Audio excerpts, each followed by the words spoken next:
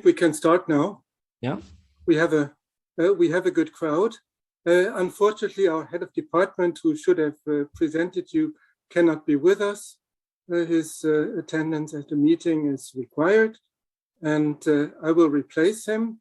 We have a good website for you presenting your publications, your biography, but I will nevertheless say a few words because it's always pleasant to present a colleague who has published so many so much interesting work. Julian Casanova is a professor at the University of Zaragoza in Spain, where he has the chair of contemporary history.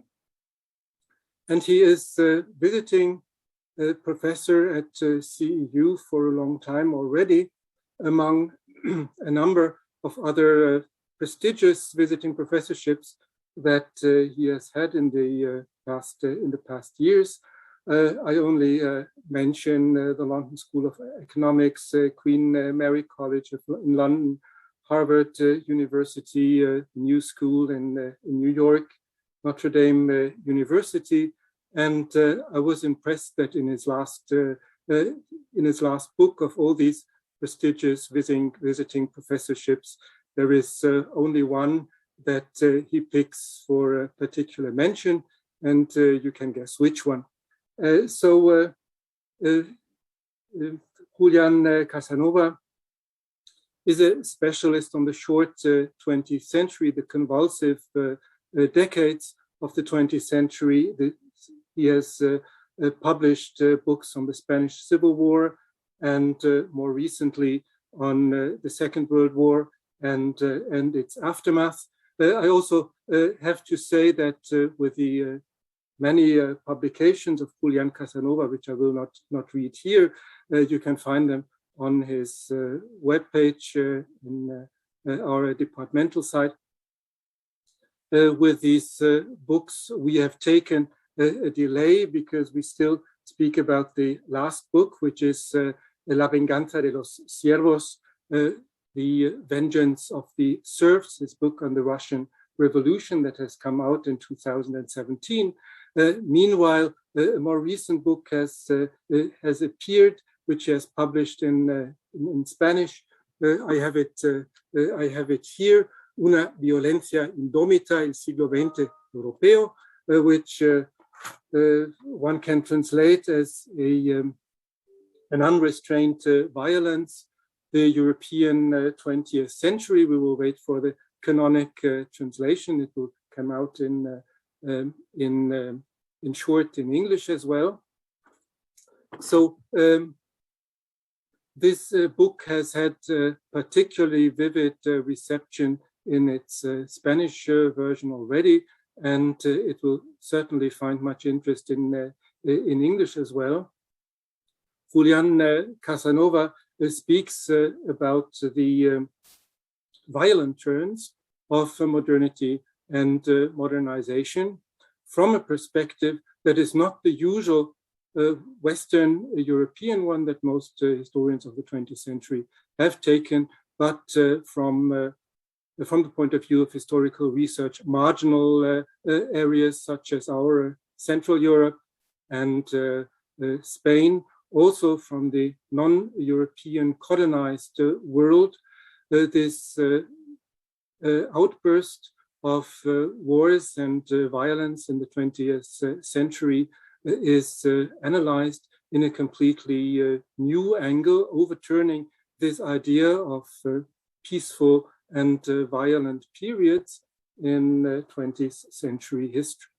Now, Julian Casanova has been teaching with us for a long time, and many of us have, I hope, had the experience of meeting him in class.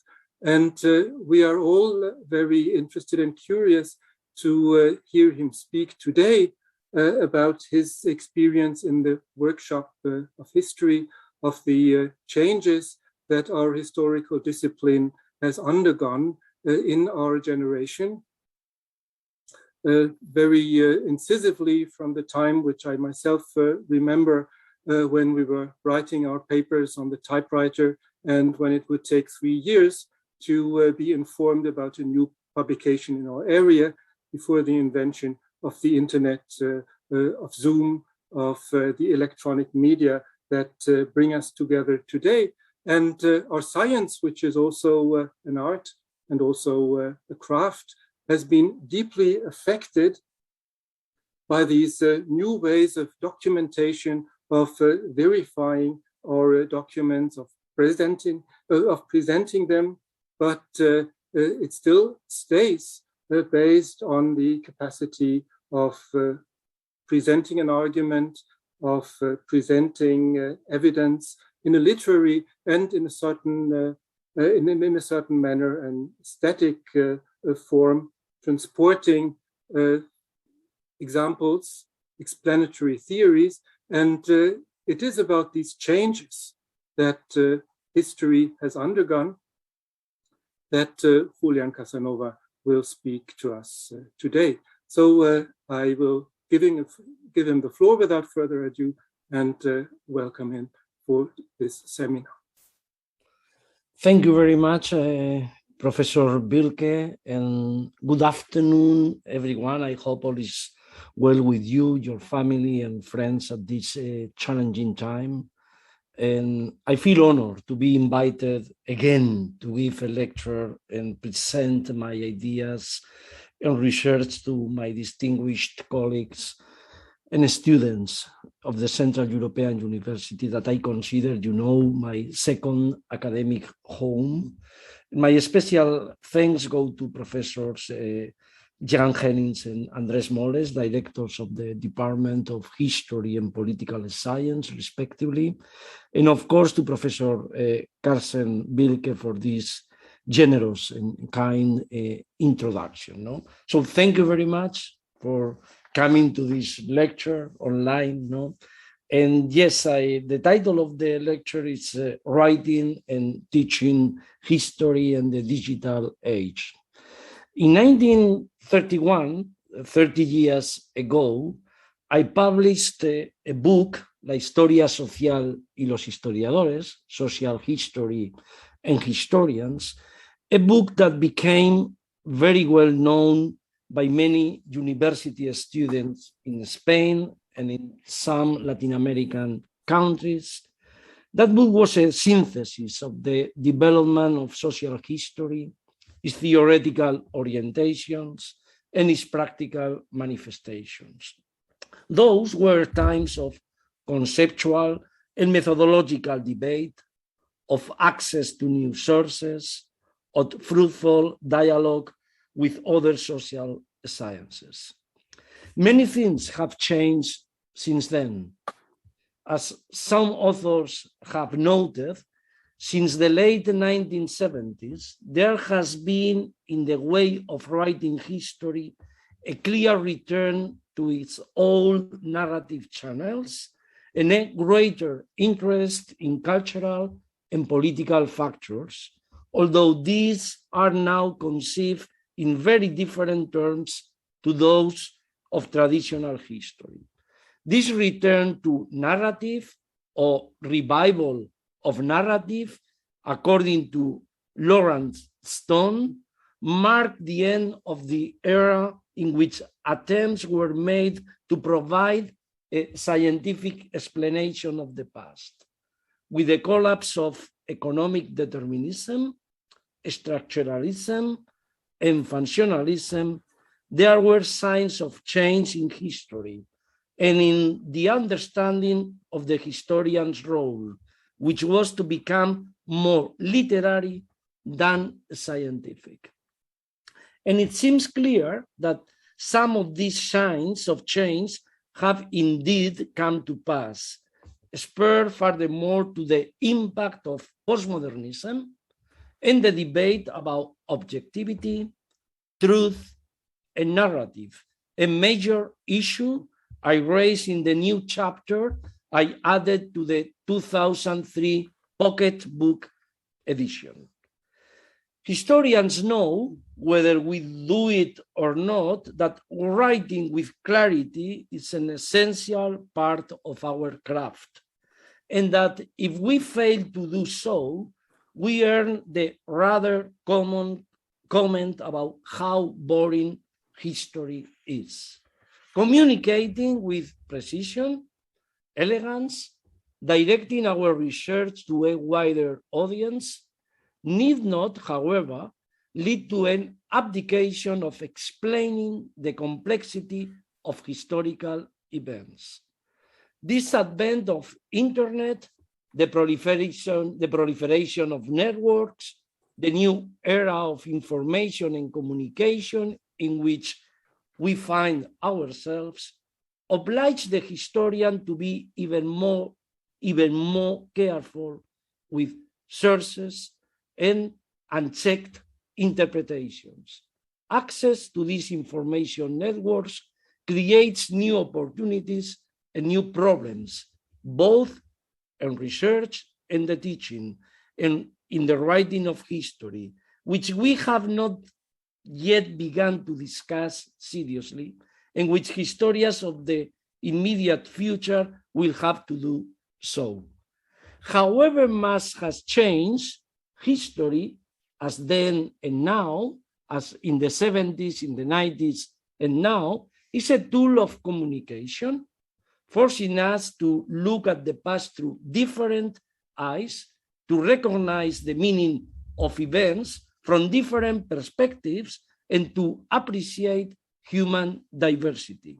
My intention in 1991 was to recognize the historiographical theories in practice that have served as a source of inspiration, as a source of debate for the creation and consolidation of social history. Theories, I concluded, help the historian to examine and understand particular case studies, to construct broad historical synthesis or fundamental processes of change through comparison. What we historians do involve an aesthetic or literary choice, which helps to organize the narrative, but history is more than a branch of knowledge that should be judged only from the point of view of its literary merits. Maybe you know a book by Joyce Appleby, Lynn Hunt, and Margaret Jacobs, Telling the Truth About History. In that book, the three authors wrote that our choices and decisions are political, social, and epistemological. So they reflect diverse beliefs in what we do, what can be known, and how it can be known.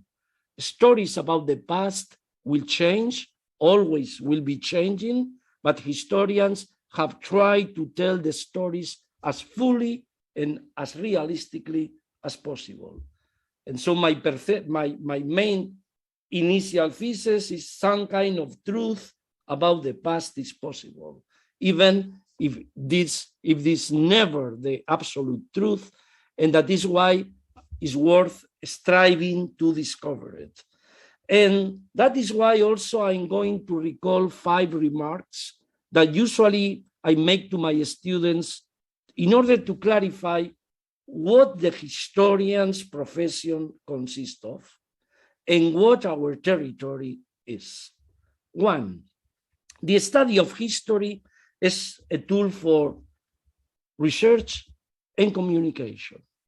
We are detectives who seek to discover relevant facts and characters, but also apparently insignificant aspects, trifles, would say Sherlock Holmes. No? 2, the study of history teaches us to read critically, avoiding looking at the past with the eyes and moral attitudes of the present.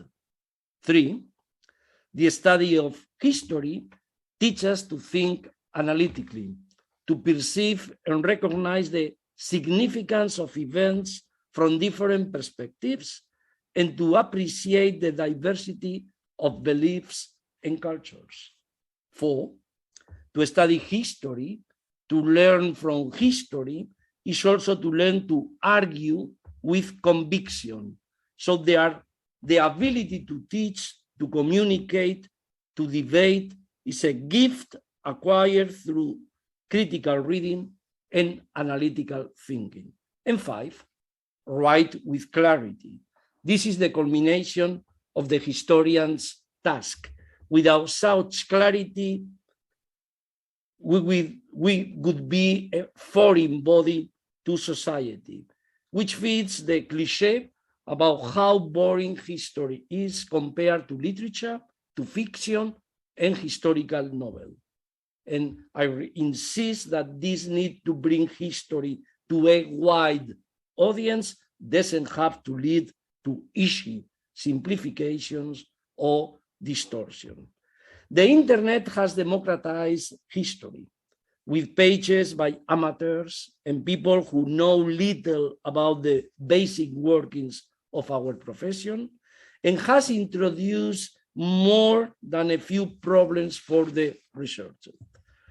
Unverified sources appear on the web, and the people who see them are not always aware of or interested in checking their reliability. Writing history involves a constant dialogue with sources, with the ideas that have marked the evolution of human thought, and with other historians. And when we historians write history, we know that we'll be subject to the judgment evaluation of readers, but above all, of other historians. A good historian will never manipulate or distort the materials that the past has left us, but within the limits of what the sources allow, there is a wide range of possibilities for different interpretations. And there is a middle ground between postmodernist hyper-relativism and the traditional cult of the empiricism. Objectivity shouldn't be confused with neutrality. Truth, always partial, is discovered and not invented. That is why we must insist once again on the possibility of attaining historical knowledge, on transmitting it with rigor, on exercising our profession with intellectual honesty, and commitment to critical thinking. Historians, we must contribute to debate, to culture, to democratic education, and to the revision and reconstruction of political and social thought. We must defend historical analysis as a critical tool for learning freedom, for bringing to light the hidden parts of the past, and providing explanatory keys to reveal past and present relations of oppression and inequality.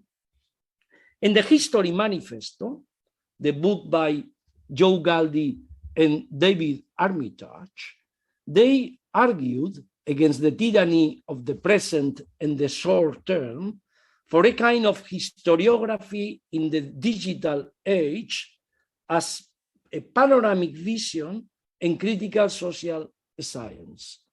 At this time of accelerated crisis, when we are facing major problems, there is, according to these historians, a shortage of long-term thinking. Politicians do not look beyond the next elections, and the same short-sightedness affects the boards of directors of large companies or the leaders of international institutions. There was a time when historians offered narratives on a grand scale, look back to look forward, influenced politics, and provided guidance for positioning history as a kind of roadmap.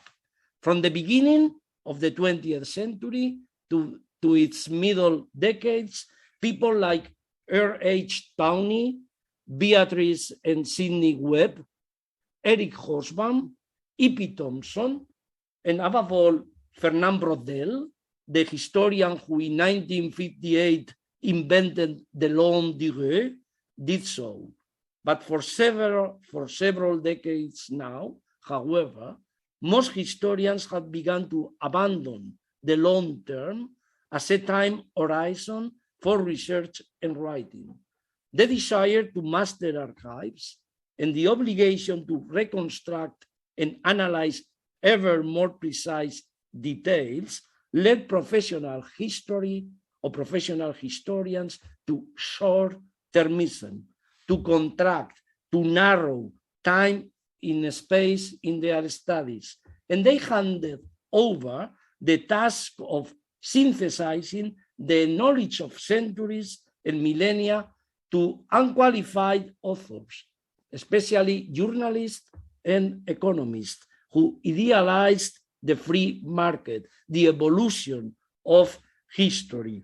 And the longue durée, which had flourished so much, withered away, except among historical sociologists and researchers of war system. And so the ancient purpose of history as a guide to public life disappeared. Moreover, this concentration on short-range time scales dominated university training in many history faculties.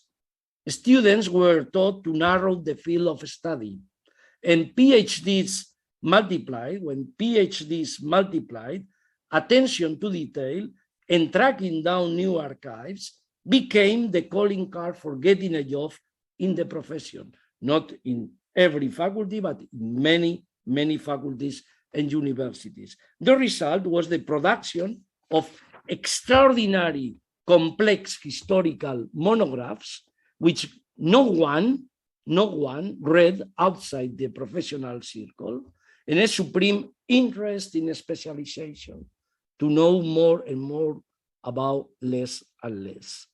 And as long as history and the humanities remained withdrawn from the public domain, it was easier for people to take up myths and false narratives about the triumph of capitalism, simplistic solutions to great problems, leading to populism, by the way, to problems to which few could speak with authority.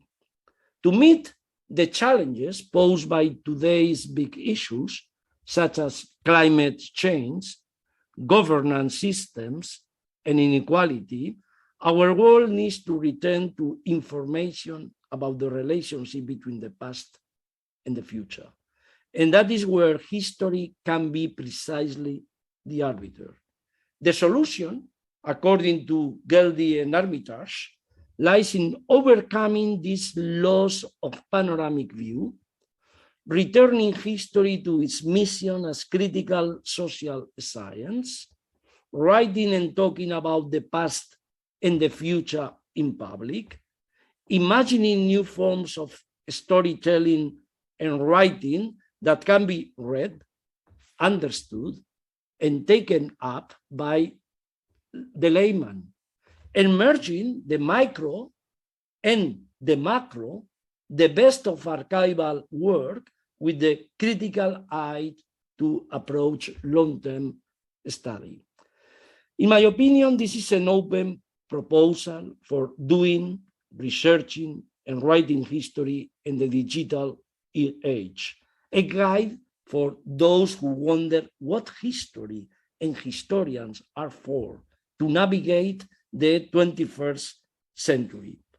There are many possible routes. The one proposed by Geldy and Armitage is to ask long-term questions, to think about the past in order to see the future, explain the roots of today's institutions, values, ideas, and problems, and to do so in a way that others understand.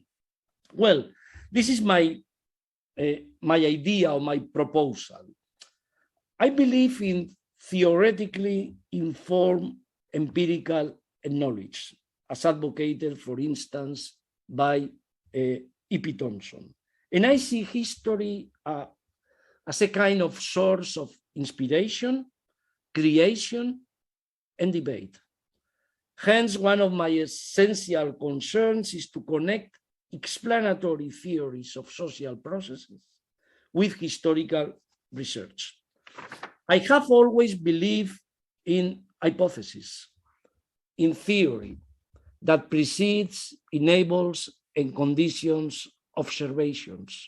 Without theories to guide data collections, fact can never be trusted. But to continue to defend this kind of perceptions well into the 21st century, we cannot disregard the open doors offered by social networks. I know that is a complex subject, still alien to many historians and social scientists. What are historians to do in the face of lies and propaganda? Because some people think, and I think in a legitimate way, well, if you go to social media are spread with lies, propaganda, false news. And so what are historians to do in the face of lies and propaganda? Beyond complaining, we are complaining always that people don't know much about history, and beyond bemoaning the state of knowledge of history. What are historians to do? First, one, facilitate access to the reading of our books to a wider public than that normally provided by the professional and academic media. It is easy to see how the general public turns its back on the books of many professionals and academic historians who, by addressing themselves exclusively to other specialists, to other colleagues, cut off any possible relationship with the non-professional reader. Two, never give up on producing high quality work based on solid research and devote our energies to disseminating it. Third, elegant prose, formal care, agile narration are not at odds with polemic, with debate, with myth busting. As Johann Huizinga, the great Dutch philosopher and historian, wrote in one of his influential essays, Men and Ideas, and probably you read this, and I quote, "No other discipline has its portal so open to the general public as history," end of quotation. That is why, in addition to historians like you, who take research, method, and writing seriously, there are so many amateurs, so many apprentices, so many practitioners of minimalism and gossip.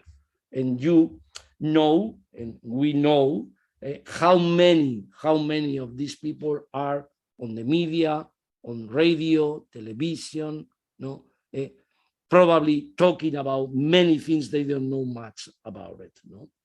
And so when I research history, I look at the roots of the ideas, at the roots of the values, problems, and institutions of past societies.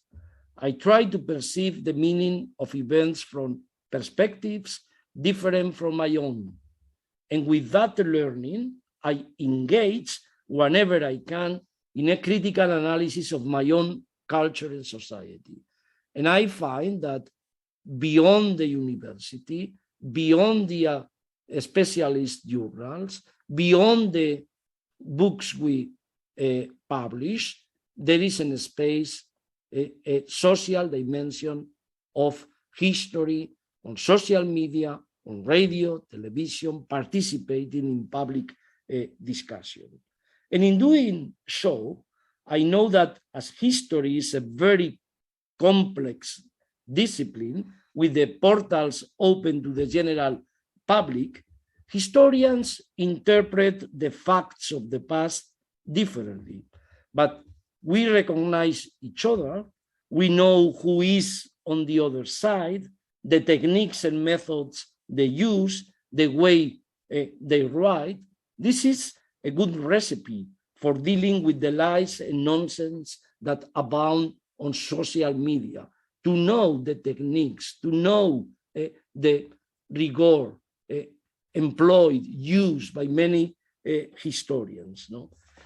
And so I finished because I would like to discuss these ideas more than to spread these ideas. No? And that is what I wanted to bring up in this lecture at the Central European University, to provoke, to stimulate reflection and debate among students and professors. So thank you very much for your attention.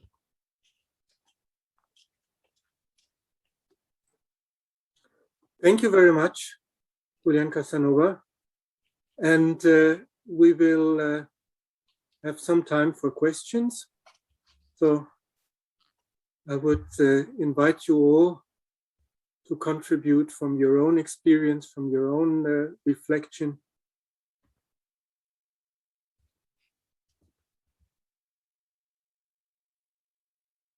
I can offer a bottle of water, the first question, no? So Right, to ease the questions. I send the water through online, yeah.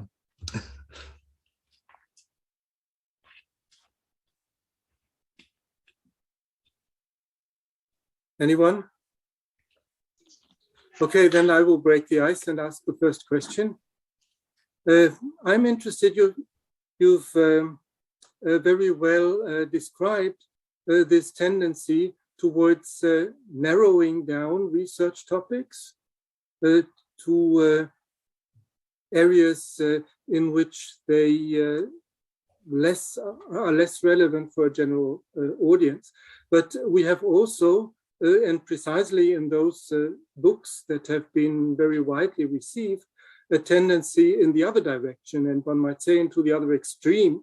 There are now historians, I'd mentioned Stephen Greenblatt or Jan Assmann or Yuval Harari, who draw out history to a much larger durée than Rodel has even dreamt about. Where would you place this phenomenon in your own idea of the development of the historical discipline? Thank you, Carsten. I think this is a proof of how difficult is to find the equilibrium between this micro, sometimes provincialism, local history, connected to the universities, to the regions. This is very common in France, in Spain, in Italy, no? And the general purpose of history with a telescopic view, panoramic view. And so in my perception, the point is that the social media, radio, television as well, oblige us to look for this kind of panoramic vision. For instance, it's very common to go to the media. No, it's very common to go to the media. It's not compulsory to go to the media. And the journalist is going to ask you for big problems. No? So some people, some historians, political scientists, sociologists, react like, well, I need 20 minutes to explain this because I know much about this. No, I know very much about this. But you have only 2 minutes to synthesize big problems. No, so if you don't practice this kind of discourse, if you don't write about this, if you don't take comparison seriously, sometimes it's very difficult to go outside the academia, no? And some people would ask, well, we don't need to go there. But given that today there is a tension between historical memory, we know this, no? Political use of the past, and serious historiography, more and more people invite us to social scientists, historians, to speak out, no? To speak up, to go to the media, to give our arguments about what is the relationship between this colonial past and the present. What do you think about this? What do you think about this commemoration of the past, the 12th of October, every 12th of October, Día de la Hispanidad in Spain, about colonialism? And I can say, okay, I am a contemporary historian, I don't care about this. No, I have to care about this. And students ask this as well. So I think something is changing at this moment, no? Something is changing. And I don't see a contradiction between respecting our rules, good rules, methods, and historical approaches with this new obligation to care about communication we have, no? And by the way, the publishers, the good publishers, usually now they have problems to accept many monographs, many good work by historians, because they are asking, or they are subordinated to the market. So this is another interesting thing, no? Many people, and the young people know this, many people write very, very good monographs, and they cannot publish because they are not interested. I mean, the market is not interested anymore in this kind of monographs read by 1,000, 2,000 people, or bought by 1,000, 2,000 people. And so I am not talking about subordinating ourselves to the market. I am talking about some problems we have, we confront. We confront every day with the publishers, with the universities, with the students, and with so many students of history who don't care about analysis, who don't care about reading critically. They go to the university, they are waiting for a degree, and they don't care about this. And so insisting this kind of things for me is a key factor today to understand the relationship between our situation and the young generation. And we cannot escape telling something like, it's very common, the new generation, they don't know anything about anything. This is not confronting. This is not a way of confronting the problems we have with the new generation. No? And I am not telling you that with the new generation we have to transform ourselves in other kind of historians, but it's very interesting to talk about this. And by the way, a good historian in the 21st century has to go abroad, has to take about or care about comparisons, learning languages, understanding other cultures. This is the future of historian. Otherwise, we don't have any future. Thank you very much. There is a question from Ulrich Beurer, please. Yes, thank you for that very interesting talk. I think I don't have to emphasize that I am not a historian. I am coming from the other side. I'm doing media studies. And as far as I could make it out, there were three main functions of the internet in relation to history and the craft and art of historical writing that you mentioned. First of all, this threat of propaganda and half-truths or even lies in social media that you mentioned. Then, of course, the same platform that can be used for advertising the books that historians write and make and giving them a certain a wider audience. And third, of course, access to archival sources, which is made easier by these digital media. And I'm wondering if there isn't a way of using digital media, the internet, not only, of course, social media, but in a wider sense, for the writing of history, for producing something that attributes to the science of history. I am not sure what form that could take. I am a great believer in the fact that the media that we use structure the way how we think.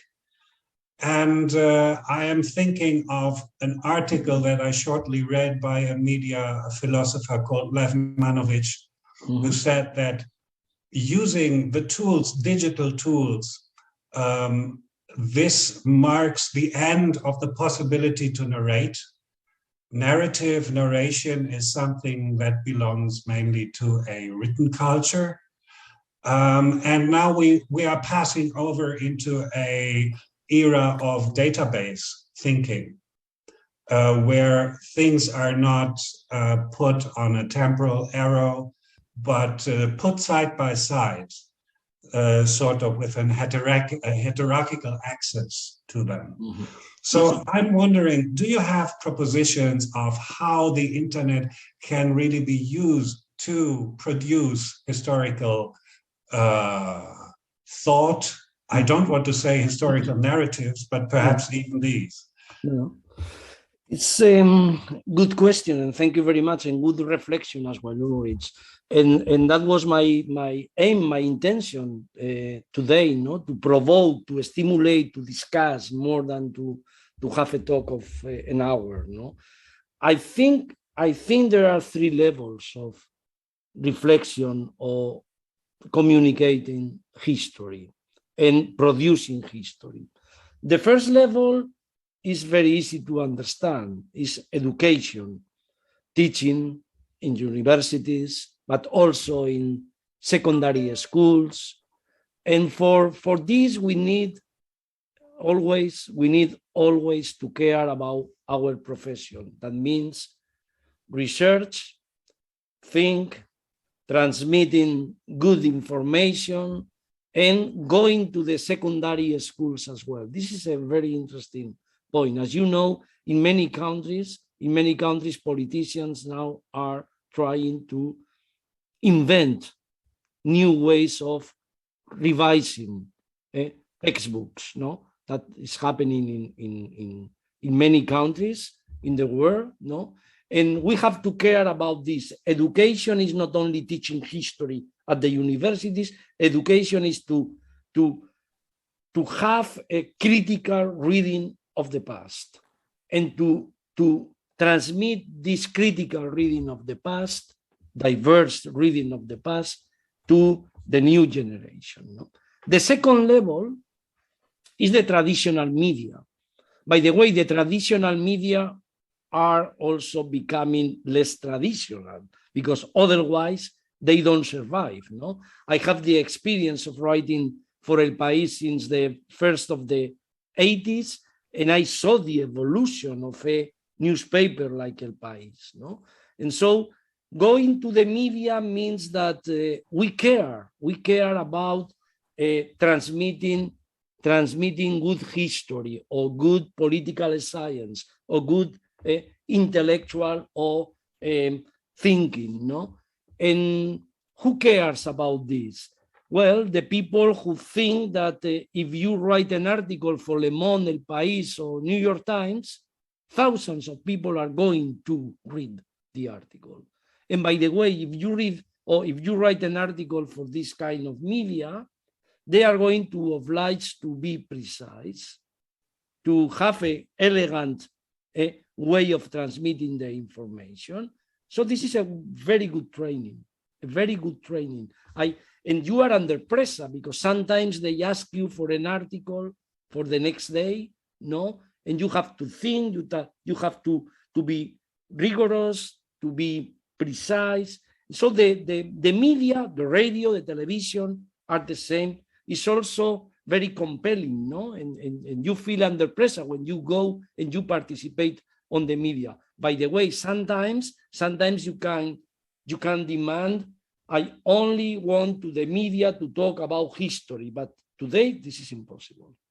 This is impossible. When you go to the media, to big televisions or radios, at the end they oblige you to talk about politics, to talk about the present, no? And the only recipe for me is to connect the past and the present in order to avoid nonsense opinions, or in order to avoid arguments that you probably don't know much about it, no? And the third is the social media, no? And the social media, for me, has two different phases, no? The first one is that the social media is attracting or are attracting many young people, and to give lectures online, to produce historical thinking online, on blogs, on social media, sometimes is the only way to connect with people who usually don't read history books, or people who usually don't read philosophy, or political science, or sociology. And the second phase is the most striking and the most dangerous as well, is that social media is a platform to make opinions, not to just give arguments, no? And so many of the people participating on social media, they don't care about your arguments. They don't care about your writing, because they interact each other without any care about the article or the writing you wrote. So you know that the social media is also a kind of discussion about the present, even if you are talking about the past. I have the experience that you can write a very interesting article about 19th century and people go to the present.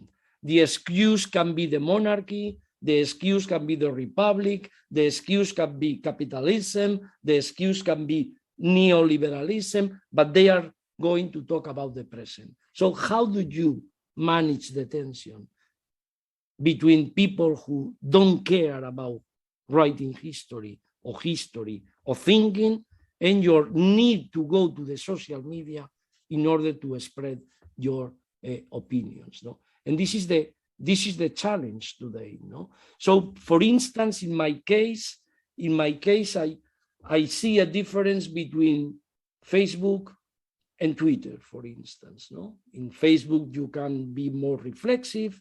In Twitter, you can be more precise. But I noticed a big difference with the new generation. 25 years ago, when I wrote an article in El País, many young people read the newspaper and the article. Today, I notice that if I write something of my own, has more diffusion, is more attractive for the people who are on my social media than when I distribute an article I just published in El País. And I say El País, and I can tell you about other media. That's first conclusion. No many young people today read the newspapers. This is the first conclusion. Our generation, to read El País, Le Monde, or New York Times or the Washington Post was a kind of training for us, no? Not only looking for news, training. They don't read this kind of newspapers, this kind of information anymore. And so at the end, we are in this first period of how checking the tension between our profession and the new challenges we face with this new era, with this new digital era. And by the way, I think this new era obliges also to care more about images, to see films, documentaries, photographs, pictures, and less writing in order to distribute historical facts. No? And so the tension is always the same. how to confront this new digital era without losing our identity as professional historians.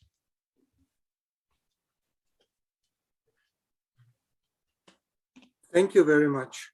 And I would encourage all of you, especially those who know Spanish, to visit the personal website of Professor Casanova, where you can see how he engages with new forms of expression in history, with new media in particular. He is certainly one of us who is the most offensively, the most openly engaging with these new forms of expression. So please, I hope we will have another question. We still have some minutes.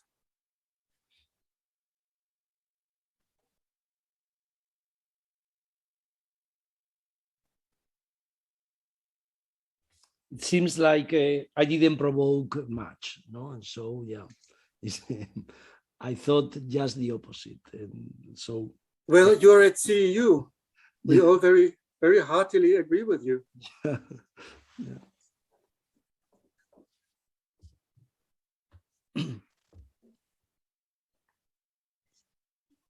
I have a question. Hi, Jan. Yeah. Hi. And what is your expectation towards digital humanities or data science in helping historians deal with the challenges that you set out in your presentation? I apologize, I joined late because I was in a different meeting, but unless you've answered the question already in the beginning, what is your expectation towards the kind of scholarship that is attuned to working with digital data more than historians are? Yeah, this is a good question and also reflection, no? Well, there are, again, two very clear things for me, no? The first one, the digital age is an open door to humanities, no? From your home in a small town, you can control many things, from sources to books to articles around the world. That means that I always put this example, no?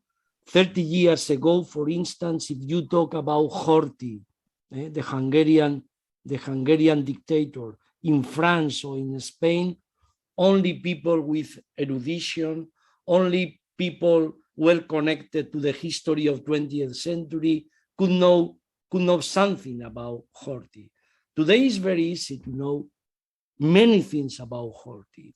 And so the first question is, historian is not anymore a man or woman who are introducing a knowledge and history. Historian is a guide now, a guide to explain how to check reliability in the sources, a guide to check how false can be the information you have. So historian is more a guide than someone offering information. The second thing I think is a very interesting advantage for humanities is that, given that humanities are something like closed in the universities, politicians don't care much about humanities. It's a big battle anytime in any country when politicians plan a new program for education. Philosophers, historians, political scientists, sociologists, we have to raise hands in order to take care about our knowledge, because they don't care, no? So they are not going, or they are not willing to introduce humanities in the public sphere. And so in that sense, the digital era or the digital age helps a lot to introduce humanities to other kind of people. For instance, to introduce history of art, to introduce images, to introduce the evolution of different periods, because you can access to this kind of information in a way very different, no? So I noticed that when I teach history online, not for historians at the university, but for the open public, and I introduce films, I introduce literature, I introduce the relationship between fiction and history, more and more people are attracted to this kind of introduction than when I teach or I talk only about history. So the best way to use digital era is to believe in this interdisciplinary work. And so for me, interdisciplinary work means that being a 20th century historian, I have to care about film studies, literature, architecture, arts, and this is also a connection in every century for a historian. So this is a new challenge. By the way, I think that one of the main specific approaches to history, gender, is also in the digital era more easier to access than before, because we have plenty of discussion, debates, images, documents about gender. 25 years ago, for instance, only the specialists had this information. And basically they were women. And basically only women were writing about gender. And today we have plenty of doors open to different perceptions, approaches to gender, feminism, sexual violence, and many things 25 years ago, not many people care about it. Thank you, Jan, for your question.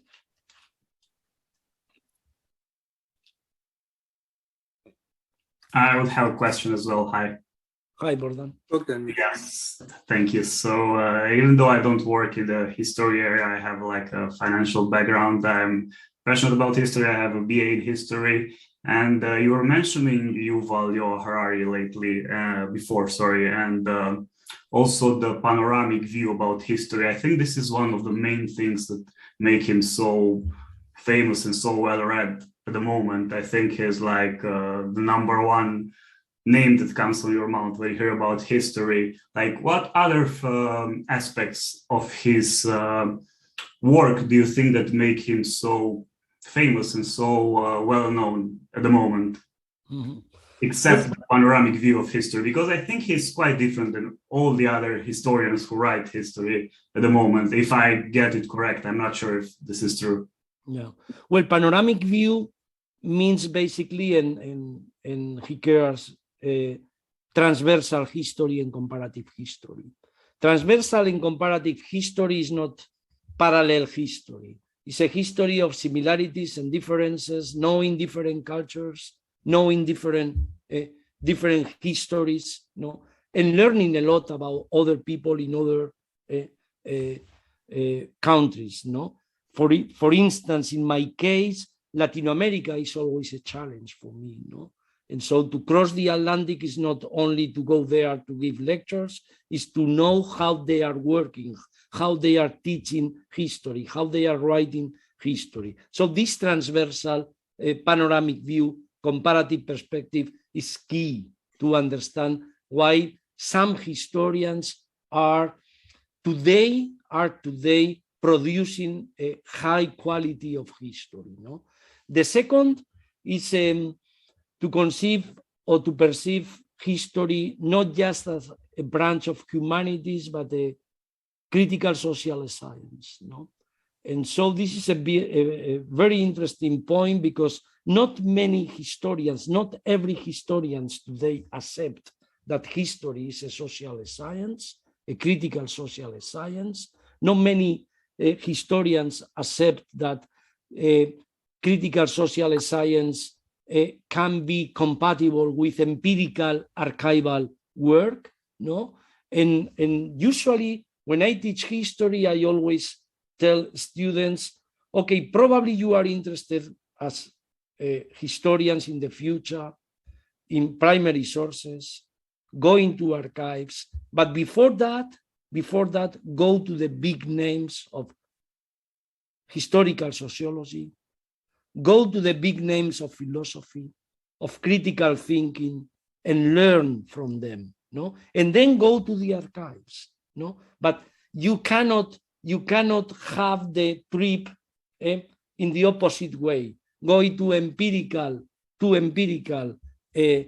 work without knowing well the theoretical guide for these archives. So for me, this is the tension that this kind of historians are solving today, and they were solving in the past. When you see the work by Barrington Moore, for instance, Charles Tilly, Fernand Braudel, but also DB in France, or Thompson, or some people in United States, no?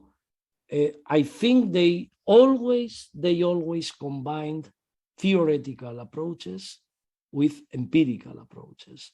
And they always think about history as a kind of tool, not only of information, research, but as a kind of tool to understand better the present and to connect the past and the present. Well, the thing that the best journal in England was titled Past and Present, it was something that in the 50s, many people thought, for instance, not only Hosburn or Thompson, but also Lawrence Stone and many other people thought that connecting the present with the past was one of the functions of a historian. Then other people started to think that that was Marxism or some kind of ism, and they were not interested. But I think the connection between the past and the present is a key factor to understand why today some people are producing high quality work of high quality. They are translated into many languages, and they are read also by many people in different languages and different cultures. No?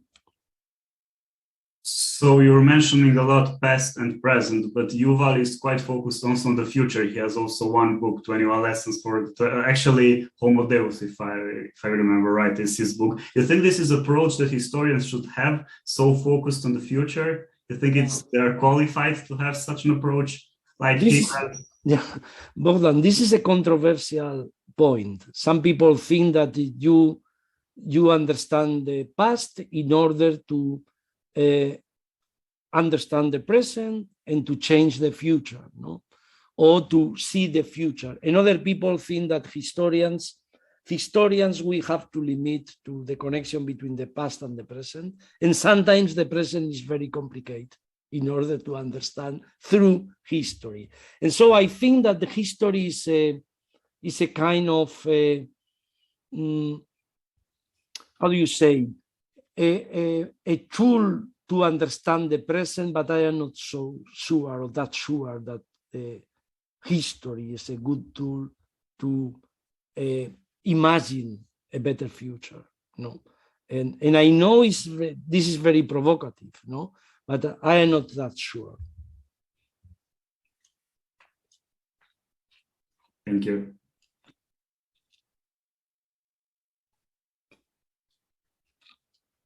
Any further question?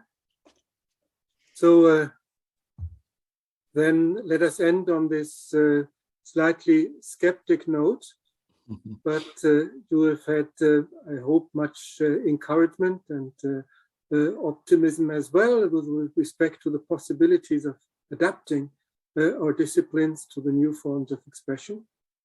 And let us all thank and applaud Professor Casanova for the insights that he has given us this evening. And I hope you to see you again for our coming research seminar. Well, thank you very much for your attention, and it was a pleasure and an honor to be here with all of you, really. So thank you very much for your attention, and thank you very much for inviting me, the Political Science and Department of History, once again to invite me to give a lecture for the students and colleagues at the Central European University. Thank you very much. Goodbye. Thank you. Take care. Goodbye. Take care. I wish you all a good evening. Okay. Thank you. Bye.